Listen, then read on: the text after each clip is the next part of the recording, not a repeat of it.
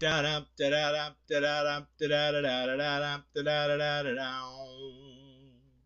does that even mean, Bowers Game Corner? Ahoy there, YouTube! I'm back again today for another game review, another special expansion review. And today I'm very excited to be checking out Tuscany, Expand the World of Viticulture from Stonemaier Games. This is for 1 to 6 players, ages 14 up. It'll take you 60 minutes to 2 hours to play. And Tuscany, Expand the World of Viticulture is going to include a massive amount of expansions. I believe there's 11 in here that you're going to be able to add to your base game of Viticulture. Full disclaimer, you are going to need the original version of Viticulture to play this game, either the first edition or the second edition. Now, this middle part is going to be very long. I'm going to go in depth on each and every one of the expansions. If you just want to see my opinions on the expansion as a whole, click to the end of the video. So, without further ado, let's open this bad boy up and tackle this beast. Alright, and so we're going to be taking a look at the Tuscany expansion, Expand the World of Viticulture. Before we get started, I do want to mention I'm going to be going over full spoilers of everything that's included inside the box, so if you want it all to be a surprise, stop watching now and just go to the end of the video, even though I don't think anything is really quote-unquote spoiler-worthy. So first and foremost, I do want to mention that they're going to include everything you need in this expansion to upgrade Viticulture, the first edition, to the second edition, which will allow you to play that. That's a big thumbs up right there, in my opinion. That's what Z-Man Games should have done with Pandemic, but I'll get off my soapbox now. So first and foremost, we got a handy-dandy rule booklet. It is 24 pages, double-sided, full color, and you're like, wow, that's a big rule booklet. But here's the thing. The way it's broken up, you're only going to need 1, 2, or at the most 3 pages at a time to figure out what's going on. So for instance, if you want to add this tier right here, this is the only thing you're going to have to read, and you're going to be up and ready to go. One more thing I want to mention before we go is he was nice enough to send me some of these awesome coins. These do not come with the expansion, but you can purchase them on the Stonemaier Games website, and they are absolutely fantastic. The nicest coins I've ever used in any game, period. So let's get down to each and every expansion. We're going to go one by one through them.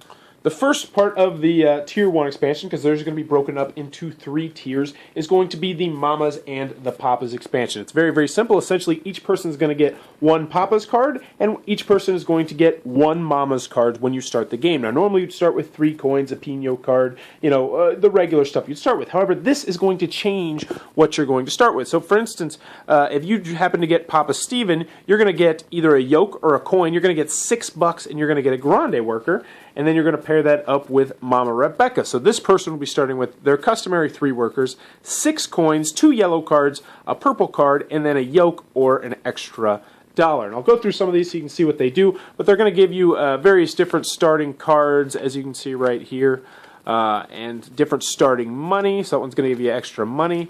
And the guys over here are normally always going to give you a piece of equipment to use. So this one, that one's actually going to give you an extra worker when you start off with. That one's going to be an extra worker. That one's going to give you a tasting room. So as you can see, it's going to make it so that everyone's going to be starting with different things at the beginning of every single game. Next is the property expansion. The property expansion is really, really simple.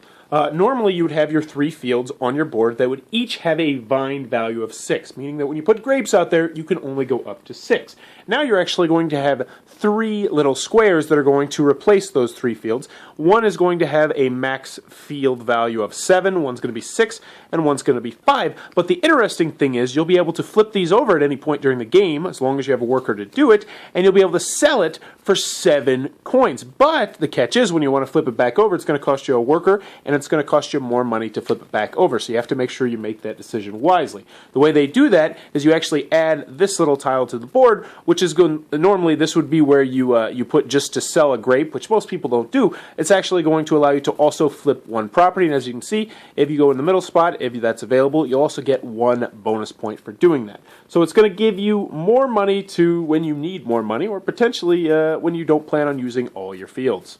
The third expansion in Tier 1 is the Patronage expansion. This one is going to have a little bit of hidden information. So essentially how this is going to work is when you start off the game, you're going to randomly draw one of these cards. And they all look the same on the front, so let's just take a look at it. Essentially this means if you were able to fill a wine order of any flavor, any color, red, white, blush, whatever, you're going to gain 3 points immediately. This is also going to unlock the ability to do this special thing on the back right here. So for instance, this one, you need to have at least a level 4 on your residual. That means at the end of every year, you're going to be gaining 4 coins. Some of them will have at least 6 structures. This one will be, some of them will actually compare yours to other people. Most vine cards on all your fields. So you're going to look at everyone else's fields, and you're going to hope that you have the most vine cards. And if you're able to complete this wine order, then at the end of the game are able to complete this secret objective, you'll gain 2 points at the end of the game that can and sometimes will swing the game. A very simple little add-on from Tier 1, that is the Patronage add-on. The final add-on to Tier 1 are the Advanced Visitors, and they are very, very simple. You're going to add them in. There's a grand total of 30 of them. I don't have all of them because they're mixed in, but they essentially are just going to be advanced versions of the regular visitors, and you'll just put them in there with your regular visitors. But the unique thing about these ones are generally what they're going to do is, the problem they had with the original visitors was sometimes people would, you'd get a card and you'd be like, man, I can't use this because it's the end of the game, or man, I can't use this until the very end of the game. And what they wanted to do with these cards is they wanted to make it so that a card would be useful both at the beginning, middle, and end of the game. So let's just take a look at one of these. Gain 3 coins and draw 1 yellow card, or draw 1 purple card and make up to 2 wine tokens. So obviously, this one's really going to help you near the beginning of the game, that one's really going to help you at the end of the game. Let's take a look at one more. Lose 1 coin to train 1 worker, or gain 1 coin for each opponent who has a total of 6 workers. So this might be valuable at the end of the game, and obviously, the very beginning of the game. If you can just lose a victory point and get a worker, that's fantastic. We'll look at one more before we move on. So this is the Advanced Harvester. Harvest up to 2 fields, and choose one. Gain 2 coins, or gain 1 victory point. So obviously, if you need money at the beginning or you need victory points at the end, that one's really going to help you. And those are the Advanced Visitor cards. Alright, so as I mentioned, there was the first 4 were what's called Tier 1. Tier 1 are generally going to be things that you can add very, very easily. They don't need too much explanation. They're all relatively simple. Now, once you get into Tier 2, things are going to get a little bit more complex. So the first thing we're going to have are the new visitors, is what they're called. And they're going to be new visitors, both yellow and blue. There's actually 32 of them, I do believe, but I only have like 20 here because I wasn't sure which ones were the old ones and which ones were the new one I was looking through. But these are going to allow you to do certain things that will break the rules of the game that you normally were not able to do. You're just going to mix them in there with your old cards. So essentially, it's just going to be new visitor cards. This one is going to allow you to discard 1 grape token to gain 1 on the residual, or discard 1 wine token to gain 2 on the residual. So if you can get yourself a cheap piece of wine at the beginning of the game, boom, you're going to start raking in cash real quick. We'll take a look at a couple more because they're really interesting cards that will shake up the game. Plant 1 green card. You may plant it on a field even if the total value of that field exceeds the max vine value. So essentially, if you have that 7 field that we talked a lot about earlier, and then you put a 4 red on it, you could be just having a crazy, amazing field with this card. We'll take a look at 2 of the winner ones as well. So here's the exporter. Choose 1. Make up to 2 wine tokens. Fill 1 wine order, or discard 1 grape to gain 2 victory points. Wow, that's a really good one. Then we'll look at, where's my favorite one? Where is it? I believe it's the manager. This was one that actually won me a game one time. So this is the manager. I love this one. Take any action, no bonus, from a previous session without placing a worker, which, let me tell you, that can come in incredibly handy when you forget to do something or if you don't have the actions to do it. But those are the new visitor cards. They're just going to be new cards that you're going to add into the game that are going to break some rules of the game. The next tier from Tier 2 is the extended board, and this is without a doubt going to be one of the more difficult ones for people to learn when they first start it. Just to give you a heads up, the board is about the size of, I'd say, a Ticket to Ride board, and I normally don't like to do shaky cam, but I feel for this one this is kind of necessary. But there are some big additions to it. First and foremost, you'll see the wind tracker goes all the way up to 40, and now you're going to be going up to 25. There's also new spots to do different things. There's going to be 4 seasons now, and there's going to be tons of other stuff. So normally you would always gain that yellow or blue card, when you get into the fall, but now you have to be in a certain position. So you really need to be thinking about where you place your rooster when you do things. There's going to be stars which are introduced, and these stars are going to be influence. You're going to be able to place this influence when you do various different things, like a special ability right there, or you can place or move your influence down here when you get into the summertime. And the influence is going to go on this track right over here, and this is going to be your influence around the country. Now, when you place your influence token on a spot, you're immediately going to gain that special ability. Only when you place it there originally. So if you place it right there, you'd gain 2 coins, or a blue card, or a purple card, or 1 coin, so on and so forth. But the thing is, at the end of the game, whoever has the most influence is going to gain extra points at the end of the game based on how much influence you put on there. So if you had 3 on Siena and no one else had as many as 3, you're going to gain 2 victory points on that Siena spot. So that's another way, like this game needed more ways to win the game. This is going to give you another way to possibly win the game. Some of the other stuff I want to point out are right here. This is one of my absolute favorite new spots in the game, because you always have that problem where money is just not worth anything sometimes. And this is going to allow you to trade 1 for 1. So you can trade 2 cards, 3 coins, 1 victory point, or 1 grape token. So essentially, you could trade a grape token for a victory point. Yeah. That's crazy. That's a new strategy to do. So this is obviously a very popular worker. Now, things are not going to change that different, though, because you still are going to have to try and use all your workers throughout the year. So there's going to be tons more options to do and various different things to do. Another thing is there's going to be build 1 structure. So you're actually going to be able to build a structure not just in that first phase, but you're also going to be able to build a structure over here. And so this is definitely going to shake up the board. It looks really daunting, but trust me, once you get into it after about a round or 2, it really is not too complex. But I'll save the rest of my thoughts for the end part of the review. But that is the new expanded board.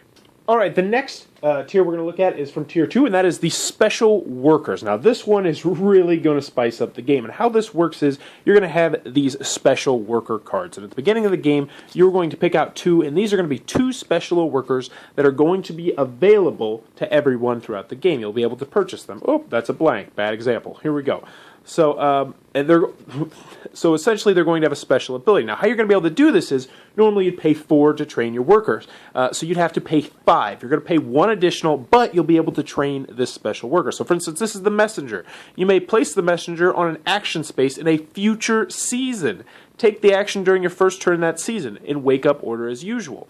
So you're going to be pretty much guaranteed to get a space that's in the future. So that's pretty nice. Next, we got the Traveler. You may place the Traveler on any open action space in a previous season, regardless of the action space is available. So essentially, you're going to be a time traveler. You can go back and say, oh, I forgot to do this. Guess what? Now you can do it. One of my favorite ones, wow, there's lots of blanks, is actually the Chef. The Chef is a really, really cool, interesting one because it's going to allow you to bump other people's workers off of a spot, but it goes back to their worker pool. So if they already did something, they're going to be able to take another action. So it's like, ooh, I really need to do that, but do I really want to give that guy an extra action? And I believe there are 11 of these, I want to say. We haven't even played through all of them because we have been drawing them randomly. 5, 6, 7. I believe there's 11 of these. And of course, with these special workers, you're going to get tons and tons of extra special meeples, which are going to go into the bag. And let me tell you, you do not want to get them mixed up because some of them look alike.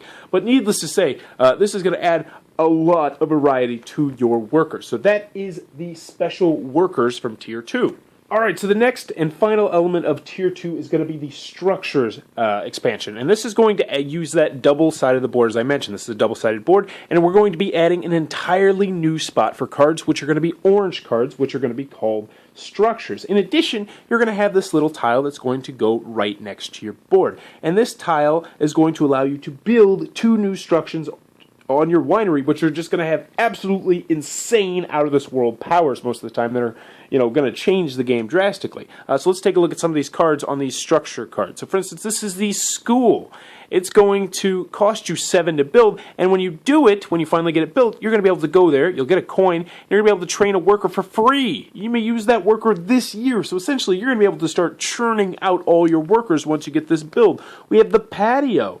Whenever you make a blush or sparkling wine token, gain 2 coins. Now another thing I want to mention is as soon as you build this, you're always going to get 1 victory point. point just for building it. The Restaurante, which if you can get it up, can absolutely just go crazy on people. This is going to allow you, when you play there, to discard 1 wine token and 1 grape token, and you're going to gain 3 victory points and 3 coins, but it costs 8. Yowzas. We got the Guest House. You discard 2 visitor cards, you're going to get 2 victory points. The Cafe, discard 1 grape, and you're going to get $3, 3 lira, and 1 victory point. Look at a couple more. This one's going to allow you to age your grapes at the end of every year. The Mercado, whenever you draw 1 purple card, you may immediately fill it. Wow! Just crazy, crazy stuff right here. So this is going to allow you to have new stuff that only you can utilize on your winery. So that is the Structures expansion. Alright, so now we're going to start getting into Tier 3. Now, Tier 3 is unique. Everything in Tier 1 and everything in Tier 2, you can completely mix together and utilize it all. However, in Tier 3, you can only use one of the Tier 3 things at a time. So you can't have, Mafia mixed in with Bora culture. You have to make sure that you're only using one at a time. So the first one is Mafia, and in my opinion, it's without a doubt the easiest. Essentially, what's going to happen is each person is going to get one of these cards, which are going to be numbered 1 through 9. You're actually going to shuffle them up and remove 1, and then each of these every player is going to get one of these cards. So we would have a 1. Which is very, very bad. You're trying to get the highest number at the end of the game. Now, how this is going to work is your Grande worker is going to be in control of this card. So, when you place your Grande worker, if no one else's Grande worker is on that spot, you have the option to discard this card and draw the new top card from the deck. But when this deck runs out, there's going to be no more cards. Now, the other unique twist about this is if you play your Grande worker on a spot with someone else's Grande worker. So let's just say you both wanted to trade 1 for 1, so you put your Grande worker there, somebody else put their Grande worker there. You two are going to exchange your 2 cards. And then, boom, you're going to see what you got. So we'd be really happy with this 8 now. And so when you're going to be constantly trying to protect your Grande worker, but there are some special rules. You have to play your Grande worker. You can't just withstand from playing your Grande worker. Now, why do you want these high numbers? Because at the end of the game, whoever has the highest number is going to gain 2 victory points. Whoever has the lowest number is going to lose 1 victory point. So it can give you some extra points at the end of the game or potentially knock you down a point, which might be the difference between winning and losing. And that is the Mafia expansion from Tier number 3. Alright, so the next expansion we're getting into in Tier 3 is a Bora culture. Now this is going to add a whole new element to your board, which is actually going to be keeping track of your morale, because your morale is going to go up and down. And if it gets all the way up to here at the end of the year, and you're up there, you're going to gain a victory point. If it goes down here, you're going to lose a victory point. So you have to keep your people happy by doing various different things. Also, there's going to be new structures on this board, which you don't have to build. You're going to be able to do the refinery and the mill scone, the warehouse, which is where you're going to be able to store these new goods that you're going to have. We're going to have tomato sauce and olive oil and different stuff like that. And you're like, why do I possibly want to make this stuff? Well, because it's going to be another way to get victory points. That's the honest truth right there. But the interesting thing is you can use this in conjunction with filling wine orders, because while people are buying wine, you can also sell them this various different stuff, which is going to give you more victory points. Also, there's going to be more spots for you to place your workers on here, so you'll be able to increase your leisure, which is that heart, as I mentioned, which can go up and down. So, because the thing is, you really want to focus on the strategy. Do I want to start gaining these extra victory points, or do I just want to juggle it so I don't lose victory points? Because when you start losing victory points at the end of every year, it's really, really painful. But also it's going to come with a new thing for cards, which are going to be vines that you can plant in your fields. They will not take place of some of your other stuff. There's olive trees and apple trees and the tomato vines, as you can see right there. Last but not least, you're also going to get 4 new visitor cards that you can mix into it, and we'll go over those real quick. We have the volunteer crew. All players may plant 1 vine and gain 2 coins for each opponent who does this. And that one you could probably just mix in with the regular one. We do. The wedding party, pay up to 3 opponents, 2 coins. Gain 1 for each of those opponents. So you're actually going to be giving away money, but you're going to be gaining victory points. The caravan, turn the top card of each deck face up. Draw 2 of those cards and discard the others. That's one I really, really like. And then the guest speakers. All players may pay 1 coin to train 1 worker, but you gain a victory point for each opponent who does this. And honestly, we just regularly add these into our deck as normal because they're just fun cards to play with. So this is one of the more complex expansions, especially when you're teaching it, because when you first play it, most of the time people aren't going to utilize it, which I think is unfortunate because you can really gain a lot of extra victory points if you're filling wine orders and you're able to sell stuff with it. But that is the Bora culture from Tier 3. Alright, so the final expansion in tier number 3 is the Formaggio expansion. And this is going to allow you to start getting cows and making cheese. You heard me right. You're going to be getting cows and making cheese. You're going to have another one of these, which is going to attach to your regular board. And I thought this was kind of ingenious. They are double-sided, so the Bora culture, which we just talked about, is double-sided with this. And on this one, you're going to start with a cow, Moo, and he is going to be in your field. And this is completely optional. You don't have to do that. I've seen people win going for this strategy or not going for this strategy, but essentially what it's going to do is it's going to let you get cows. You're going to be able to get these cows and make a small cheese cellar. And you're going to start off with a small cheese cellar. You're also going to be able to build a medium cheese cellar, which comes with these giant pieces right there. But you're saying, why do I possibly want to make cheese? Because it's a great way to get extra victory points if you commit to it. Because you're going to be able to have up to 4 cows in your field, which means you're going to be able to start putting little glass tokens on this, which will eventually age. But unlike the wine, you have to be careful because eventually it will go bad because mice will eat it. When it goes bad, it just goes away. Now, how do you gain victory points for this? As I mentioned, we talked about the stars earlier, which you're going to be able to use to influence different parts on the map to gain you different special cards and money and victory points at the end of the game. Well, you're also going to be able to put your stars on these 3 spots right here, which are going to let you do various different things. So, for instance, up here, if you put a star right here, you're going to be able to control the cheese aging of one type of cheese. So, for instance, if you did not want your Biddo to age anymore, you could say, all right, my Biddo is just not going to age, and it's going to stay on that 4, which I'll explain to you in a minute why that is important. Last but not next, you have the cheesemonger. You're going to be able to sell cheese for 1 victory point, with or without wine. So you just go to the sell 1 wine tile, and this is going to allow you to sell one of your glass tokens and just gain a victory point. So you might have this 1 Fontina here, you're just going to get a victory point for it. Pretty sweet. But the big dog, and the one that can really shake up the game, is the Formaggio, which means when you sell wine, you're going to get the victory points for selling the wine. You can do this once per year. You're also going to be able to sell your cheese, which means if you have a cheese on this 4 spot right here, and you complete a wine order, you'll get the 2, 3, 4 points, whatever, from that wine offer, but you're also going to be able to sell this cheese and gain an additional 4 victory points. Wowzas. Just a little pro tip right here. If you can get the Infinitor and the Formaggio, and then you can start selling wine tokens, you can really score a lot of points. But that is the final one from Tier 3, the Formaggio expansion. Alright, so the final tier you're going to get, and it's not actually a tier, but the final bit to the expansion you're going to get is the Anema, or the solo expansion to the game. Now, full disclaimer, I have not got into the extended board with the Anema. I've been working through it on the regular board. But how this is going to work is essentially you're going to have a glass token set up on each of these years over here, because you're going to be playing through 7 years, and you're going to try and get to the 20 victory points. Or, if you want to bump up the difficulty, you'll be using these cards right here, which will make it normal or hard. So the more expansions you add to the game, the more difficult it's going to get. So, for instance, if you had 7 expansions mixed into the game, as you can see right here, you're going to need to get 28 points. There it goes. Finally, it focused in. And also, if you really want to get crazy, you can add how this works in right here, which will just make it incredibly difficult for you when you do it. So you're going to have your 7 spots over here. You can only go to 1 spot each time. So you can only get 1 coin 1 time, 1 worker 1 time, 1 victory point 1 time. You're going to have to go through all 7 of those spots over there. And at the beginning of each season, you're just going to draw one of these cards right here, and that one of their workers is going to go onto that spot and essentially just block it for you. So essentially, this time, you'd give a tour to gain 2 coins, and that was what you'd put on right there. You're not going to focus on the harvest the field to sell the wine token. And when you see the little T symbol right there, that just means that that's going to be included in a later expansion of Tuscany.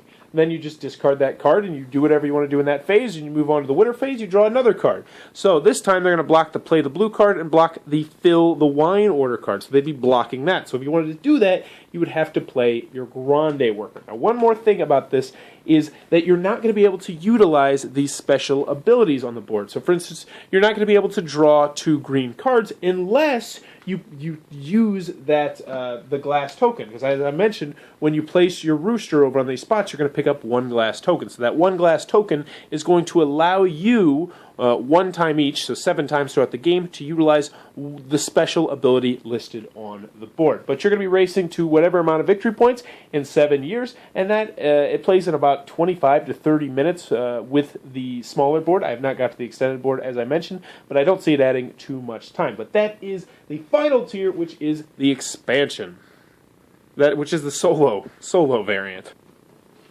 Alrighty then, Tuscany, expand the world of viticulture from Stonemaier Games. One of my final thoughts. Let's go over the pros, let's go over the cons. Now I'm actually going to be using the rule booklet to go through everything to make sure that I give you my opinions on each and every one of the expansions and I don't forget any of them. So first and foremost, let's just go over the con side. If you don't like the original Viticulture, this one is still a worker placement game. If you hate worker placement games, that's what I mean. If you hate worker placement games, this is still a worker placement game at heart. There are tons of new bells, tons of new whistles, tons of new things going on, tons of new depth and strategy, and different ways to win, and different paths to victory, and tons of, been fixed all the things that people had problems with.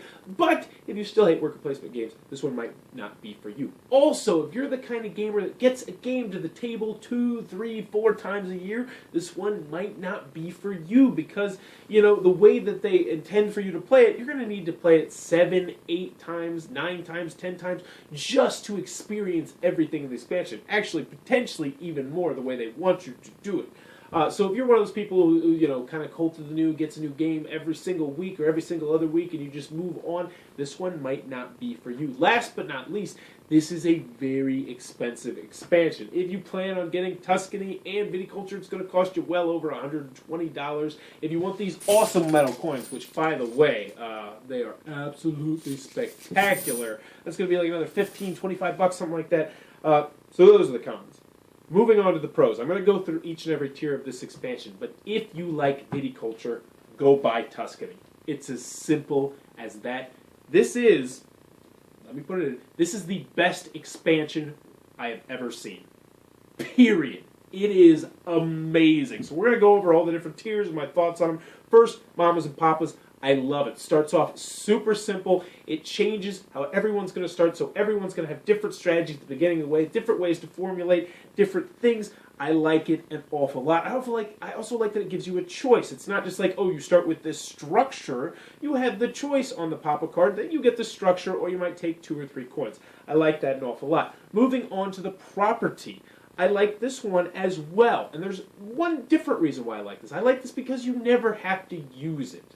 If you decide that you don't want to sell anything throughout the game, you don't have to. It's not going to force you to. Like with the Mamas and Papas, you have to start with that very ability. Also, with the Mamas and Papas, they mention this in the rule booklet. I personally do it where you get to draw 2 cards, and then you get to pick from which of those 2 cards on the Mamas and Papas you like. But moving back onto the property, I like it a lot because when you're in a pinch, you need that cash to upgrade that cellar. You can be like, boom, I'm flipping that over, and then I'll have the cash to build the cellar. So I like that it gives you a little extra flexibility, and it doesn't make you change how you're playing the game.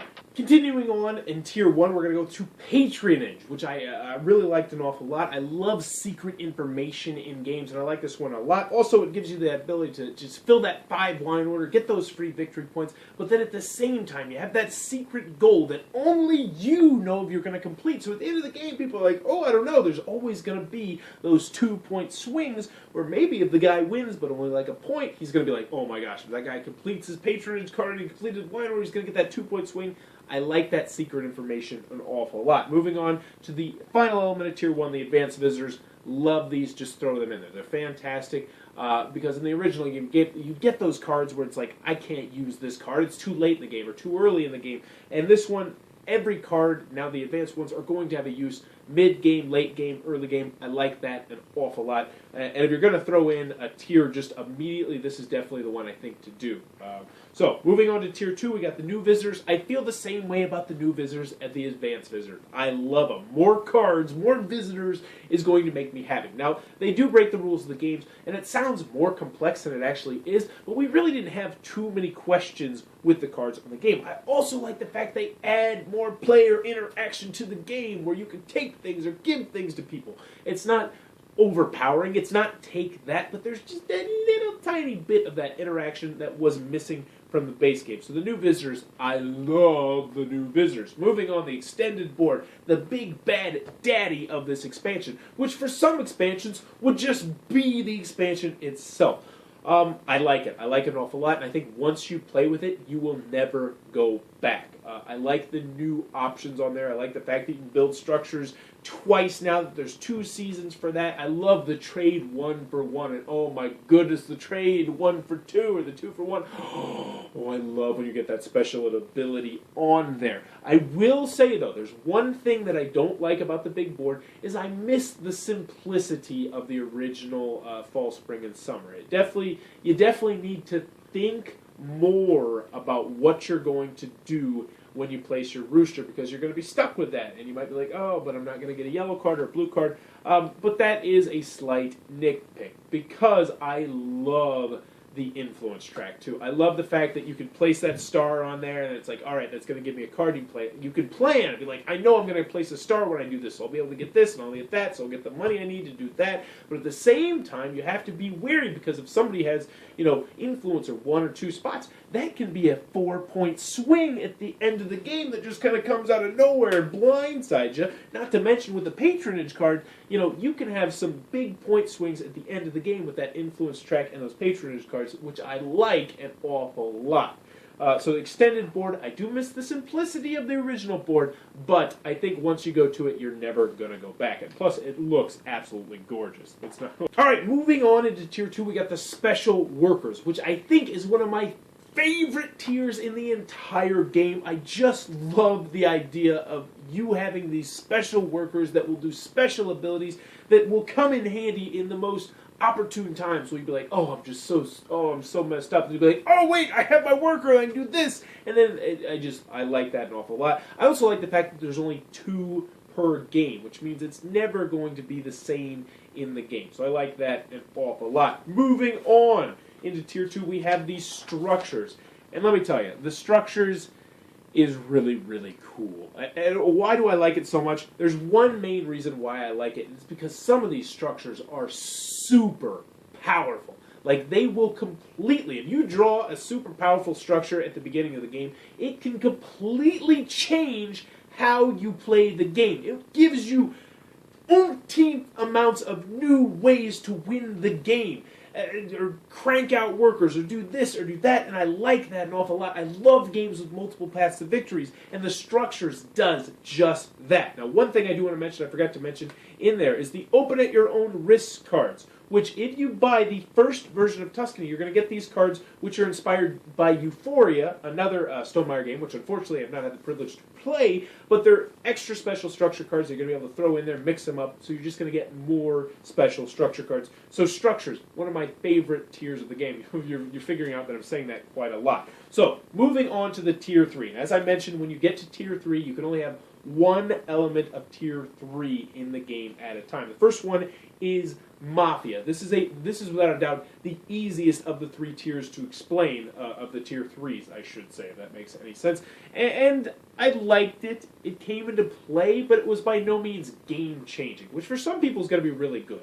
Another thing we realized is that you don't really put your Grande worker on someone else's Grande too much unless you're playing in a 5 or 6 player game. So it didn't happen too often that we were switching cards, but when it did, it'd be like, ha ha ha, I took this card. And it will definitely change what you do if you have like that 9, and you're like, wow, I really don't want to lose this. So Mafia, it's simple, but I don't know if I'm going to play with it too terribly often. Moving on to a Boriculture, which was, in my personal opinion, my game group's personal opinion, well, the people I played with it at least, was the most difficult of all of the tiers.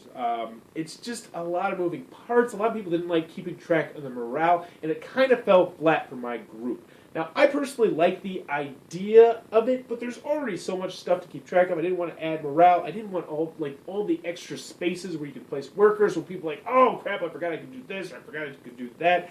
So, if you like meatier games, I think you will like it because it's going to give you more options.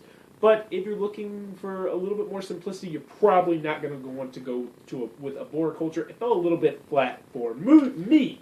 Moving on to the final element of Tier 3 was the Formaggio. This one did not fall flat for me. I liked it an awful lot. I liked the giant cellars, which look really cool. But I liked the idea of the aging of the cheese and the cheese getting eaten, so you had to really worry about that. And then you're like, all right, I want to put my influence token over here because it's going to give me a purple card, but at the same time, I might lose this cheese right here. So I play this right here, I'm not going to lose my cheese. So you have to really decide where you're going to place your influence, and I like that you're going to be having to spread apart your influence.